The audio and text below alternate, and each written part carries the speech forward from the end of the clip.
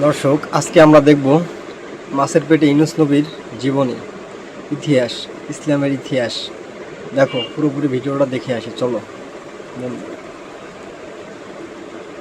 প্রিয় দর্শক, হযরত ইউনূস নবী কিভাবে মাছের পেটে গেলেন, আর তিনি কিভাবে 40 দিন ধরে মাছের পেটে ছিলেন, শেষে কিভাবে সেখান থেকে বের হলেন, এই সব রহস্যময় ঘটনা জানবো আজকের এই ভিডিওতে। চলুন আর দেরি না করে শুরু করি আজকের ভিডিও। একদা আল্লাহ রাব্বুল আলামিন হযরত ইউনূস আলাইহিস সালামকে ওহীর মাধ্যমে জানিয়ে দিলেন, হে ইউনূস, তুমি তোমার কওমের লোকেদের নিকট হেদায়েতের জন্য তাদের দ্বীনের পথে আহ্বান করো। যদি তোমার কওমের লোকগণ হেদায়েত কবুল না করে, তবে আমি তাদেরকে সেইভাবে ধ্বংস করে দিব যেভাবে ইতিপূর্বে আদ ও সামুদ জাতিকে ধ্বংস করেছিলাম। অতঃপর হযরত ইউনূস আলাইহিস সালাম তার কওমের নিকট গিয়ে বললেন, হে আমার কওম, তোমরা স্বীকার করে নাও আল্লাহ রাব্বুল আলামিন ব্যতীত আর কোনো উপাস্য নেই। আমি তার প্রেরিত রাসূল। তোমরা দেবদেবীর পূজা পরিত্যাগ করে এক নিরাকার ও সর্বশক্তিমান আল্লাহ রাব্বুল আলামিনের উপাস্য ও ইবাদত করো এবং আমার উপদেশ ও আদেশ অনুযায়ী কাজকর্ম করো। কিন্তু কওমের লোকগণ তার কথার প্রতি কোনো কর্ণপাতই করল না, বরং তারা জবাব দিল, হে ইউনূস, তুমি যদি আমাদেরকে টুকরো টুকরো করে ফেলো, তথাপিও আমরা তোমার কথা শুনে আমাদের পূর্বপুরুষদের ধর্ম ত্যাগ করব না এবং আমরা কোনোদিনই দেবদেবীর উপাসনা ছাড়ব না। হযরত ইউনূস আলাইহিস সালাম বললেন, তোমরা যে কথা বলছো তা তোমাদের জন্য ভীষণ বিপদের কারণ হবে। তোমরা যদি আল্লাহ রাব্বুল আলামিনের প্রতি ঈমান আনো এবং আমাকে নবী বলে স্বীকার করে নাও, এটা তোমাদের দুনিয়া ও আখিরাতের উভয় জাহান্নামের কল্যাণের কারণ হবে। যদি তোমরা কল্যাণ ও মঙ্গল কামনা করো, তবে তোমাদের ভুল পথ পরিত্যাগ করে আল্লাহ রাব্বুল আলামিনের ইবাদতে লিপ্ত হও, আর নইলে অবশ্যই তোমাদের প্রতি আল্লাহ রাব্বুল আলামিনের গজব নাজিল হবে, আর আখিরাতে তোমরা অনন্তকাল ধরে দোজখের আগুনে জ্বলতে থাকবে। এমন সময় একটি লোক হযরত ইউনূস আলাইহিস সালামকে বলল, আচ্ছা ইউনূস, তুমি যে কেবল গজবের কথা বলছো, গজবটা কিরকম বস্তু একটু বলো তো শুনি। হযরত ইউনূস আলাইহিস সালাম জবাব দিলেন, গজব হলো অতর্কিতভাবে আল্লাহ রাব্বুল আলামিন তোমাদের উপর ভীষণ কোনো বিপদ আপদ অবতীর্ণ করে দিবেন। যেমন ধরো, প্রবল ভূমিকম্প, জলতুফান, বন্যা ও মহাপ্লাবন, কিংবা আসমান হতে অগ্নিবৃষ্টির মাধ্যমে নানা রকমের গজব আল্লাহ রাব্বুল আলামিন তোমাদের উপর নাজিল করতে পারেন। হযরত ইউনূস আলাইহিস সালামের এই কথা শুনে অপর এক ব্যক্তি বিদ্রূপ করে বলে উঠল, আচ্ছা ইউনূস, এতগুলি গজবের মধ্যে কোনটি আমাদের উপর অবতীর্ণ হবে সেটা সঠিকভাবে বলো না। হযরত ইউনূস আলাইহিস সালাম বললেন, হে আল্লাহর বান্দা, কোনটি যে আসবে তা আমি সঠিকভাবে বলতে পারি না। এর সঠিকতা কেবলমাত্র আল্লাহ রাব্বুল আলামিনই বলতে পারেন। তবে এই বিপদগুলির যে কোনো একটি যে আসবে তাতে কোনো সন্দেহ নেই, কেননা আল্লাহ রাব্বুল আলামিন আমাকে তা জানিয়ে দিয়েছেন। হযরত ইউনূস আলাইহিস সালামের কথা শুনে সকলেই হেসে উঠল এবং তারা বলল, ইউনূস, ধোঁকাবাজ, তোমার কথার কোনো স্থিরতা নেই। এরপর তারা বলল, আচ্ছা তবে এই কথাও তো বলো, ওই গজব কোন দিন আসবে? হযরত ইউনূস আলাইহিস সালাম বললেন, কোন দিন আসবে তাও আমি সঠিকভাবে বলতে পারি না। অবশ্য এতে কোনো সন্দেহ করার কারণ নেই। কোনো না কোনো একদিন আল্লাহ রাব্বুল আলামিনের গজব হঠাৎ করে তোমাদের উপর এসে পড়তে পারে, যদি না তোমরা আল্লাহ রাব্বুল আলামিনের প্রতি ঈমান আনয়ন করো। অবাধ্য কাফেরা তার কথা শুনে আবার অট্টহাসি দিয়ে উঠল। কেউ কেউ হযরত ইউনূস আলাইহিস সালামকে পাগল ও মূর্খ বলে তার গায়ে তুথু নিক্ষেপ করতে লাগলো, আবার কেউ তার গায়ে ইট নিক্ষেপ করতে লাগলো। অতঃপর হযরত ইউনূস আলাইহিস সালাম ব্যথিত মনে তাদের নিকট থেকে উঠে চলে গেলেন। তাদের এইরূপ ব্যবহারের কারণে হযরত ইউনূস আলাইহিস সালাম খুবই ব্যথিত হয়েছিলেন, কেননা তিনি যাদেরকে সৎ উপদেশ দিচ্ছিলেন তারা তো তার উপদেশের প্রতি কর্ণপাত করছেই না, উপরন্তু তারা তাকে বিদ্রূপ ও উপহাস করছে। এভাবে তিনি তার কওমের লোকেদেরকে একাধারে 40 বছর পর্যন্ত দাওয়াত দিলেন, কিন্তু তার এই দাওয়াত ও প্রচেষ্টা সম্পূর্ণ ব্যর্থতায় পর্যবসিত হল। কোনো মানুষ আল্লাহ রাব্বুল আলামিনের প্রতি ঈমান আনয়ন করল না। অতঃপর হযরত ইউনূস আলাইহিস সালাম আল্লাহ রাব্বুল আলামিনের দরবারে 2 হাত তুলে প্রার্থনা জানালেন, হে মাবুদ, তুমি এই অবাধ্য লোকেদের উপর গজব নাজিল করো। হযরত ইউনূস আলাইহিস সালামের এই রূপ দেওয়ার পরিপ্রেক্ষিতে আল্লাহ রাব্বুল আলামিনের তরফ থেকে তাকে জানিয়ে দেওয়া হলো, হে ইউনূস, আমি যথাসময়ে তাদের উপর গজব নাজিল করব, এ ব্যাপারে তুমি তাড়াহুড়া করিও না। হযরত ইউনূস আলাইহিস সালাম বললেন, হে মাবুদ, আপনি কোন দিন তাদের উপর গজব নাজিল করবেন? আল্লাহ রাব্বুল আলামিনের পক্ষ থেকে তাকে উত্তর দেওয়া হলো, যখন সময় হবে ঠিকই আমি তাদের উপর গজব নাজিল করব। এরপর একদিন হযরত ইউনূস আলাইহিস সালাম রাস্তা দিয়ে কোথাও যাচ্ছেন, এমন সময় তার সাথে কতিপয় কাফেরের দেখা হলো।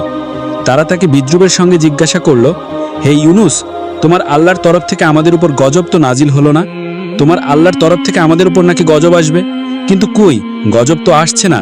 আমরা গজবের আশায় বসে আছি, আর অপেক্ষা করতে করতে একেবারে অতিষ্ঠ হয়ে গিয়েছি। তুমি তাড়াতাড়ি তোমার আল্লাহকে বলো আমাদের উপর যেন তিনি জলদি গজব নাজিল করেন। প্রতিনিয়ত হযরত ইউনুস আলাইহি ওয়াসাল্লাম এ ধরনের বিদ্রূপমূলক কথা শুনতে শুনতে একেবারে অতিষ্ঠ হয়ে উঠলেন। তার আর সহ্য হচ্ছিল না। ওদিকে আল্লাহ রাব্বুল আলামিনের পক্ষ থেকেও গজবের সুনির্দিষ্ট তারিখ সম্পর্কে তাকে কোনো কিছুই আভাস দেওয়া হচ্ছিল না। তার লজ্জা ও দুঃখ ক্রমশই বেড়ে চলল। অবশেষে তিনি একদিন সিদ্ধান্ত নিলেন এই দেশ ছেড়ে তিনি চলে যাবেন। সে মতে একদিন তিনি আল্লাহ রাব্বুল আলামিনের অনুমতি ব্যতীতই নিজের পুত্র ও স্ত্রী সন্তানকে নিয়ে বাড়ি থেকে বের হয়ে পড়লেন। চলে যাবেন অজানা কোনো দূর দেশে।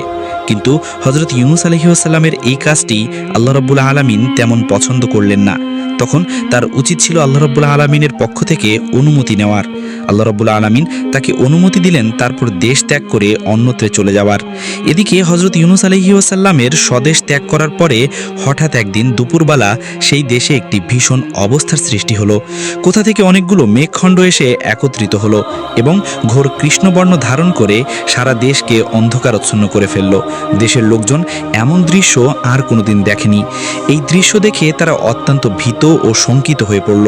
দেখতে দেখতে সেই মেঘরাশির ভেতর থেকে বিদ্যুৎ চমকাতে শুরু করলো এবং কামানের গোলার নিয়ে গর্জন করে বজ্রপাত শুরু হয়ে গেল। মনে হচ্ছিল যেন সেই প্রলয়নকারী প্রবল মেঘ দুনিয়ার সব কিছুই গ্রাস করে ফেলবে। মেঘের গর্জন ক্রমশই এমন ভয়ঙ্কর হয়ে উঠছিল যে তার এক একটি আওয়াজ মানুষ ও পশু পাখি সকলের হৃদয়ের মধ্যে প্রবল কম্পন ধরিয়ে দিচ্ছিল। আতঙ্কে হতবুদ্ধি হয়ে মানুষ এদিক সেদিক ছোটাছুটি করতে আরম্ভ করে দিল। এই সর্বগ্রাসী বিপদ থেকে কোথায় গিয়ে আশ্রয় নেবে তারা তা ঠিক করতে পারছিল না।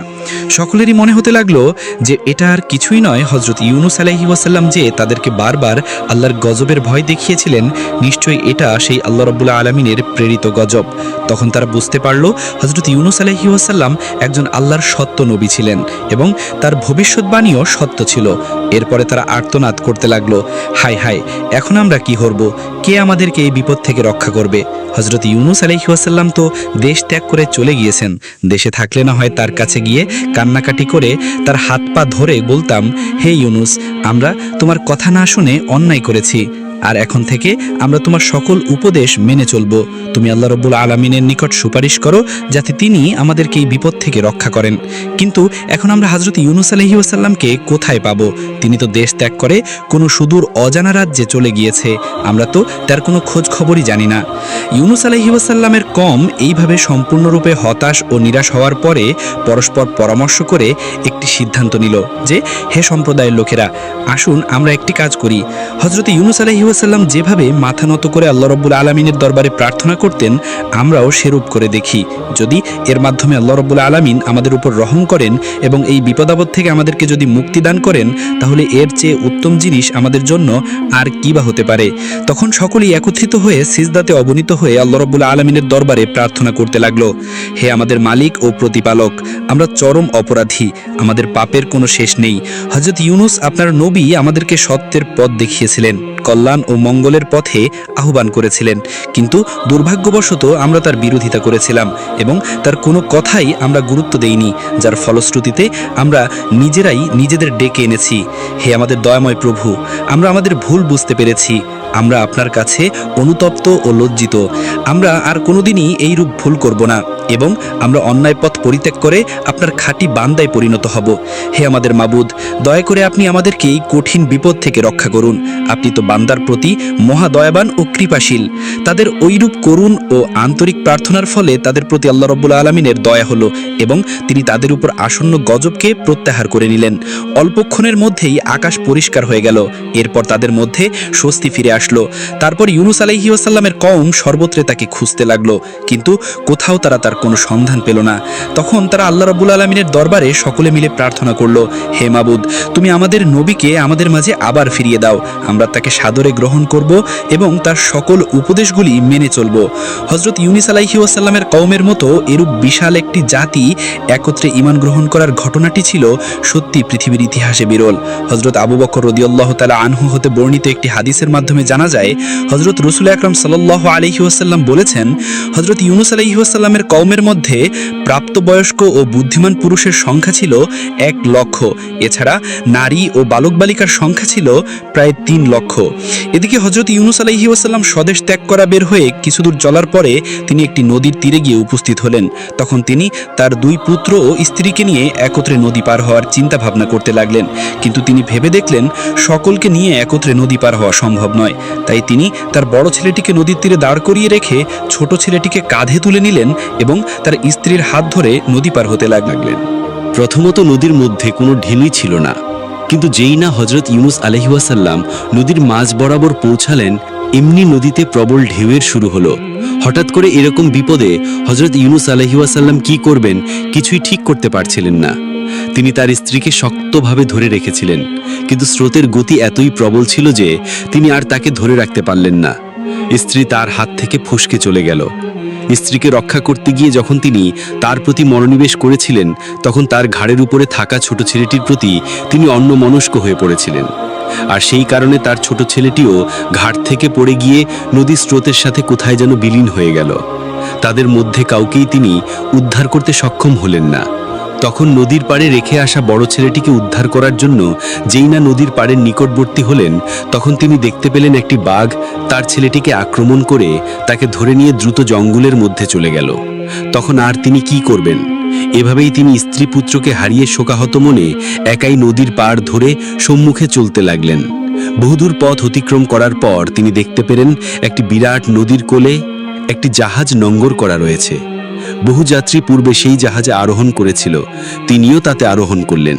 অল্পক্ষণের মধ্যেই তা নদীর সীমানা পেরিয়ে সমুদ্রে গিয়ে উপনীত হলো। সমুদ্রে উপনীত হয়ে কিছুক্ষণ জাহাজটি ভালোই চলছিল, কিন্তু যেই না তারা সাগরের মাঝে উপনীত হলো, তখন আর সেই জাহাজটি সামনে অগ্রসর হচ্ছিল না। একই স্থানে সেটি আটকে থাকলো। জাহাজের কাপ্তান ও নাবিকেরা অনেক চেষ্টা করলেও জাহাজটিকে সামনে নিতে সক্ষম হলো না। তারা দেখল জাহাজের সবকিছুই ঠিকঠাক রয়েছে, তারপরও জাহাজ সামনে অগ্রসর হচ্ছে না। অতবার জাহাজের কাপ্তান, নাবিক এবং আরোহীগণ সকলেই অবাক হয়ে ভাবতে লাগলো যে এরূপ হওয়ার কারণ কি। ওই জাহাজে একজন ধর্মবীরু কামিল বুজুর্গ লোক ছিলেন।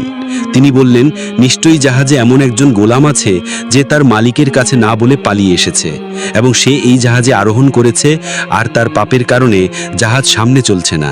সেই ব্যক্তিকে যতক্ষণ পর্যন্ত জাহাজ থেকে ফেলে না দেওয়া হবে, ততক্ষণ পর্যন্ত জাহাজ বিপদমুক্ত হবে না। তখন এক এক করে জাহাজের প্রত্যেক আরোহীর কাছে জিজ্ঞাসা করা হলো যে, তোমাদের মধ্যে কি কেউ এমন আছো যে তার মালিকের অনুমতি ব্যতীত পালিয়ে এসেছো? কিন্তু সকল যাত্রীরা এই কথা অস্বীকার করল। তখন হযরত ইউনুস আলাইহিস সালাম ভাবতে লাগলেন যে, আমি তো মনিবের নিকট না বলে পালিয়ে এসেছি।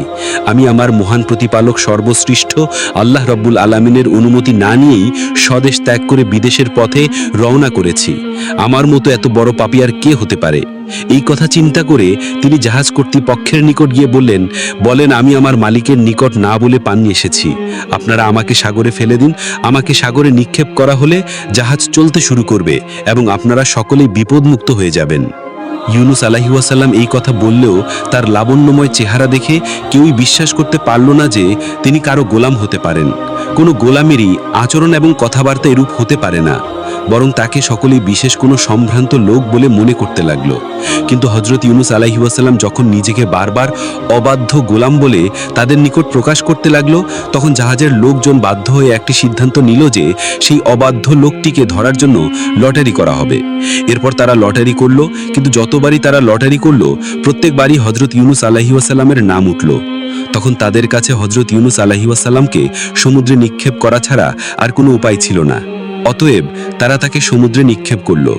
সমুদ্রে নিক্ষেপ করার সাথে সাথে জাহাজটি আবার পূর্বের নেই চলতে আরম্ভ করলো এবং জাহাজের সকল যাত্রীরা বিপদমুক্ত হয়ে গেল। এদিকে হযরত ইউনুস আলাইহিস সালাম যখন সমুদ্রে নিক্ষেপ হলেন, এরপরে একটি বিরাট মাছ এসে তাকে গিলে ফেলল। দুর্যোগের উপরে যেন মহাদুর্যোগ, বিপদের উপর বিপদ। হজরত ইউনুস আলাইহিসসালাম দেশ ত্যাগ করে বের হওয়ার পরে প্রথম তিনি নিজের স্ত্রী পুত্রকে হারিয়েছেন। এরপর তিনি নিজেই সমুদ্রে নিক্ষেপ হয়ে মাছের পেটে চলে এসেছেন। এর চেয়ে বড় বিপদ আর কি হতে পারে? আল্লাহ রব্বুল আলামিনের একজন বিশিষ্ট নবী হওয়া সত্ত্বেও তার অনুমতি ব্যতি রেখে স্বদেশ ত্যাগ করার কারণেই আল্লাহ রব্বুল আলামিন তাকে এই কঠিন বিপদ ও বালা মুসিবত দিয়ে পরীক্ষা করছিলেন। আল্লাহ রব্বুল আলামিন হজরত ইউনুস আলাইহিসসালামকে দুনিয়া থেকে তুলে নেওয়ার বদলে তাকে বাঁচিয়ে রাখার ইচ্ছা করলেন। এ কারণে তিনি উক্ত মাছটিকে হুকুম করলেন, হে মৎস্য, আমার প্রিয় নবী তোমার পেটে আশ্রয় গ্রহণ করেছে, সাবধান, তার যেন কোনো প্রকার কষ্ট বা অসুবিধা না হয়, এদিকে তুমি সর্বদা লক্ষ্য রাখবে। হজরত ইউনুস আলাইহিসসালাম মাছের পেটে যাওয়া মাত্রই কেঁদে কেঁদে আল্লাহ রব্বুল আলামিনের দরবারে ইস্তেগফার করতে লাগলেন এবং তিনি ফরিয়াদ করতে লাগলেন, হে মাবুদ, তুমি আমাকে ক্ষমা করে দাও, আমি আর কোনোদিন তোমার অসন্তুষ্টিমূলক কোনো কাজ করব না, তুমি আমার এবারের অপরাধ অনুগ্রহপূর্বক মার্জনা করো। তিনি এভাবে আল্লাহ রব্বুল আলামিনের দরবারে কাকুতি মিনতি করছিলেন আর বারবার একটি দোয়া পড়ছিলেন, লা ইলাহা ইল্লা আনতা সুবহানাকা ইন্নী কুনতু মিনাজ জালিমিন। হে আল্লাহ, আপনি ছাড়া কোনো মাবুদ নেই, আপনি পবিত্র আর আমি জালিমদের অন্তর্ভুক্ত। এভাবেই একাধারে হজরত ইউনুস আলাইহিসসালাম মাছের পেটে 40 দিন কাটালেন এবং ইউনুস আলাইহিসসালাম মাছের পেটে থেকে বিরতিহীনভাবে এই দোয়াটি পাঠ করে যেতে লাগলেন। তিনি বুঝতে পারছিলেন না কখন দিন হচ্ছে আর কখন রাত হচ্ছে। 40 দিনে হজরত ইউনুস আলাইহিসসালাম সর্বমোট 1,40,000 বার এই দোয়াটি পাঠ করেছিল। শেষ পর্যন্ত আল্লাহ রাব্বুল আলামিনের দয়া ও কৃপা হযরত ইউনুস আলাইহিস সালামের জন্য উঠে উঠল। তিনি তার প্রিয় বান্দার এই রকম অবস্থায় আর অবিচল থাকতে পারলেন না। তখন তিনি ওহির মাধ্যমে তাকে জানালেন, হে ইউনুস, তুমি যে দোয়াটি পাঠ করেছিলে, এই দোয়াটি যদি তুমি পাঠ না করতে তাহলে কিয়ামতের আগ পর্যন্ত তুমি মাছের পেটেই থাকতে, কোনোদিন মুক্তি পেতে না। আল্লাহ রাব্বুল আলামিন কোরআনুল কারিমে ঘোষণা করেছেন, আমি ইউনুসের ডাকে সাড়া দিলাম এবং তাকে বিপদ মুক্ত করলাম, আর এভাবেই আমি মুমিনদেরকে বিপদ মুক্ত করে থাকি। 40 দিন যাবৎ হযরত ইউনুস আলাইহিস সালাম মাছের পেটে কোনো রকমের খাবার বা পানীয় গ্রহণ করেননি। আল্লাহ রাব্বুল আলামিনের তাসবিহ ছিল তার একমাত্র খোরাক। আল্লাহ তাআলা হযরত ইউনুস আলাইহিস সালামের প্রতি কৃপা প্রদর্শন এবং তার দোয়া কবুল করার সঙ্গে সঙ্গে মাছটির পেটে অনেক ব্যথা ও বেদনা শুরু হয়ে গেল। মাছটি ব্যথা ও যন্ত্রণায় অস্থির হয়ে পড়ল। এরপর আল্লাহ রাব্বুল আলামিনের নির্দেশে একটি জনমানবহীন মরুময় দ্বীপে মাছটি হযরত ইউনুস আলাইহিস সালামকে উদ্গীরণ করে দিল এবং এভাবেই সে নিজের পেটের বেদনা থেকে মুক্তি লাভ করল আর শান্তি ও স্বস্তির মুখ দেখল। হযরত ইউনুস আলাইহিস সালাম তখন প্রায় জীবন্ত মৃত্যুর মতো অবস্থা প্রাপ্ত হয়ে পড়েছিল। সামুদ্রিক মাছ ইউনুস আলাইহিস সালামকে নির্জন দ্বীপে উদ্গীরণ করে দিয়ে সমুদ্রে চলে গেল। মাছটি ইউনুস আলাইহিস সালামকে যে দ্বীপে উদ্গীরণ করে দিয়েছিল সেই দ্বীপে না ছিল কোনো জনমানবের চিহ্ন এবং না ছিল কোনো গাছগাছালির চিহ্ন। দীর্ঘ 40 দিন মাছের পেটে অবস্থা করার কারণে ইউনুস আলাইহিস সালামের শরীরের চামড়াগুলি একেবারে পাতলা হয়ে গিয়েছিল। দ্বীপটি মরুময় হওয়ায় এবং গাছপালা না থাকায় রৌদ্রের তাপ হযরত ইউনুস আলাইহিস সালামের শরীরে সরাসরি পতিত হতে লাগলো, আর এতে তিনি অনেক কষ্ট ও যন্ত্রণা অনুভব করতে লাগলেন। অপরদিকে ক্ষুধা ও তৃষ্ণাতেও তিনি একেবারে কাতর হয়ে পড়েছিলেন। কিন্তু তিনি কি খাবেন? সমুদ্রের পানি ছিল লবণাক্ত এবং আশেপাশে এমন কোনো খাবারও নেই যেই খাবার খেয়ে তিনি নিজের শরীরের শক্তি ফিরিয়ে আনতে পারেন। এমন প্রতিকূল পরিবেশে হযরত ইউনুস আলাইহিস সালামের প্রতি আল্লাহ রাব্বুল আলামিনের রহমত অবতীর্ণ হলো। যেখানে তিনি অর্ধমৃত অবস্থায় শায়িত ছিলেন তার একেবারে নিকটে আল্লাহ রাব্বুল আলামিন একটি লাউ গাছ উৎপন্ন করে দিলেন। দেখতে দেখতে লাউ গাছটি বড় হয়ে গেল এবং বড় হয়ে ক্ষান্ত থাকলো না, তা একটি জুপে পরিণত হলো আর হযরত ইউনুস আলাইহিস সালামের শান্তির জন্য পরম আরামদায়ক ছায়া প্রদর্শন করতে লাগলো। আল্লাহ রাব্বুল আলামিনের এই অশেষ কৃপায় ইউনুস আলাইহিস সালাম অশেষ শুকরিয়া আদায় করলেন। সেই অবস্থানে বিশ্রাম করে তার প্রাণ শীতল হয়ে গেল। একটু পরেই তিনি দেখতে পেলেন সেই গাছে কতগুলি ফল ধরল। দেখতে দেখতে সেই ফলগুলি বড় হলো। এই ফলগুলি দেখতে লাউয়ের মতো হলেও সেগুলো ছিল অত্যন্ত মিষ্ট ও সুস্বাদু। তার মধ্য থেকে আল্লাহ রাব্বুল আলামিন একটি ফল হযরত ইউনুস আলাইহিস সালামকে ভক্ষণ করার ব্যবস্থা করে দিলেন। সেই ফলটি ভক্ষণ করে ইউনুস আলাইহিস সালাম দেখলেন এমন সুমিষ্ট ও সুস্বাদু ফল তিনি জীবনে আর কখনো ভক্ষণ করেননি, কারণ এটি ছিল জান্নাতি ফল। এভাবেই আল্লাহ রাব্বুল আলামিন তার ক্ষুধা দূর করলেন। অতঃপর এবার চিন্তা করতে লাগলেন, ক্ষুধা তো দূর হলো, কিন্তু এবার তিনি তৃষ্ণা কিভাবে নিবারণ করবেন। এই চিন্তা করার সাথে সাথে তিনি দেখতে পেলেন পুষ্টপৃষ্ট স্বাস্থ্যবান একটি বকরি তার দিকে ছুটে আসছে। অতঃপর তিনি সেই বকরির দুধ পান করে তৃষ্ণা নিবারণ করলেন আর আল্লাহ রাব্বুল আলামিনের দরবারে লাখ লাখ শুকরিয়া আদায় করলেন। এভাবে কয়েকদিন পর্যন্ত হযরত ইউনুস আলাইহিস সালাম সুমিষ্ট ফল ও বকরির দুধ পান করে নিজের শরীরে যথেষ্ট শক্তি ও শান্তি অনুভব করতে লাগলেন। এমন অবস্থায় আল্লাহ রাব্বুল আলামিন তার নিকট ওহী প্রেরণ করলেন, হে ইউনুস, তুমি যেই দ্বীপে অবস্থান করছো তার অনতি দূরেই একটি বস্তি রয়েছে। তুমি গিয়ে তাদের কাছে দ্বীনের দাওয়াত দাও। এরপরে তোমার কাউমের লোকেদের কাছে ফিরে গিয়ে তাদেরকে হেদায়েত করতে থাকো। আল্লাহ রাব্বুল আলামিনের পক্ষ থেকে এরূপ আদেশ পেয়ে হযরত ইউনুস আলাইহিস সালাম সেই দ্বীপ থেকে সামনে চলতে লাগলেন। কিছু দূর অগ্রসর হবার পরে তিনি একটি লোকালয়ের কাছে গিয়ে পৌঁছালেন। সেখানকার মানুষদের চরিত্র ছিল খুবই উত্তম। তারা ইতিপূর্বে হযরত ইউনুস আলাইহিস সালামের নাম শুনেছিল এবং তাকে নিজেদের মধ্যে পাওয়ার জন্য অধীর আগ্রহে বসেছিল। সুতরাং হযরত ইউনুস আলাইহিস সালাম তাদের মধ্যে গিয়ে উপস্থিত হলেন। তখন তারা আনন্দে আত্মহারা হয়ে গেল। অতঃপর তিনি তাদের কাছে দ্বীনের বিধিবিধান পেশ করলেন আর আল্লাহ রাব্বুল আলামিনের দ্বীন কবুল করে হযরত ইউনুস আলাইহিস সালামের উম্মতে পরিণত হলো। অতঃপর হযরত ইউনুস আলাইহিস সালাম সেই দেশের সর্বোচ্চ ভ্রমণ করে ওয়াজ নসিহত করতে লাগলেন।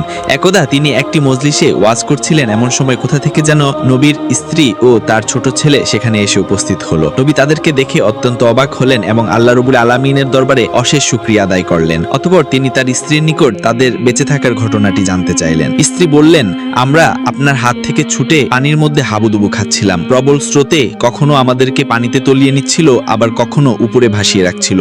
আমরা অত্যন্ত ভীত হয়ে পড়েছিলাম। এভাবে কয়েক ঘন্টা চলার পরে আমাদের পায়ের নিচে মাটি আসলো, তখন আমরা সেখানে সোজা হয়ে দাঁড়ালাম আর এর মধ্যে স্রোতের প্রবলতা কিছুটা কমে গেল। একটু পরে আমরা দেখতে পেলাম সেখানকার পানি সম্পূর্ণরূপে শুকিয়ে গিয়েছে। তখন আমরা সেখান থেকে উঁচু স্থানের দিকে হাঁটতে লাগলাম। কিছু দূর হাঁটার পরে আমাদের সাথে কয়েকজন মানুষের দেখা সাক্ষাৎ হলো। তারা আমাদেরকে অসহায় অবস্থায় দেখে আমাদের নিকট আসলো এবং আমাদের পরিচয় জিজ্ঞাসা করলো। আমি তখন আপনার নাম বলে পরিচয় দিলাম। তারা আমাদেরকে যথেষ্ট সম্মান প্রদর্শন করে তাদের সঙ্গে কি নিয়ে চললো। আমরা তাদের সাথে তাদের বাড়িতে গিয়ে পৌঁছালাম। তারা আমাদেরকে সেখানে আশ্রয় দিল এবং আমাদের থাকা খাওয়ার সম্পূর্ণ ব্যবস্থা করে দিল। এভাবেই দিন চলছিল। একদিন আমি স্বপ্নে দেখলাম একজন শুভ্র পোশাক পরিহিত ব্যক্তি আমাকে বলছে, হে নবীর স্ত্রী, তোমার স্বামীর উপর আল্লাহ রাব্বুল আলামিনের পরীক্ষা শেষ হয়েছে। অল্প দিনের মধ্যেই তার সাথে তোমার সাক্ষাৎ হবে এবং আল্লাহ রাব্বুল আলামিন তোমাদের সুখের দিন ফিরিয়ে দিবেন। এরপর একদিন আমরা জানতে পারলাম যে আপনি এই লোকালয়ে আগমন করেছেন আর এই খবর পেয়েই আমরা আপনার কাছে এসে উপস্থিত হলাম। স্ত্রীর মুখে এই কাহিনী শুনে নবী অনেক খুশি হলেন এবং আল্লাহ রাব্বুল আলামিনের দরবারে লাখ লাখ শুকরিয়া আদায় করলেন। একদিন পর হযরত ইউনুস আলাইহিস সালাম এক বৈঠকে বসে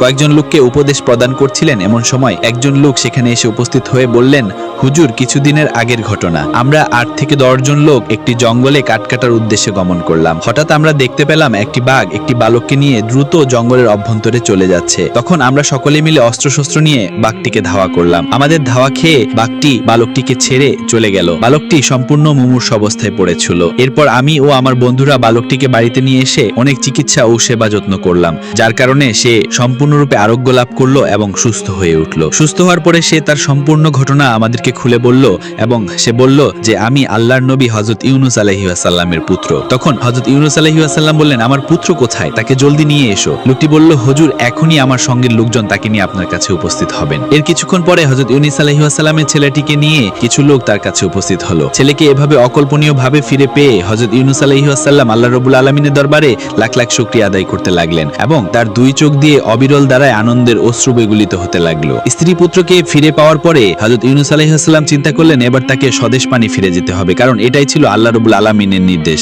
অতঃপর তিনি সেই দেশের লোকজনকে বিদায় জানিয়ে স্বদেশের পথে গমন করেন।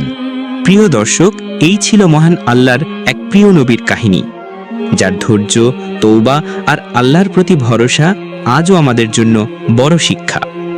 আমরা যেন ইউনুস আলাইহিস সালামের মতো বিপদে পড়ে আল্লাহকে ডাকি, তাওবা করি, ধৈর্য ধরি, এই দোয়া করি আল্লাহর দরবারে। আল্লাহ যেন আমাদেরকে সত্য বোঝার ও সে অনুযায়ী জীবন গড়ার তৌফিক দেন। আমিন।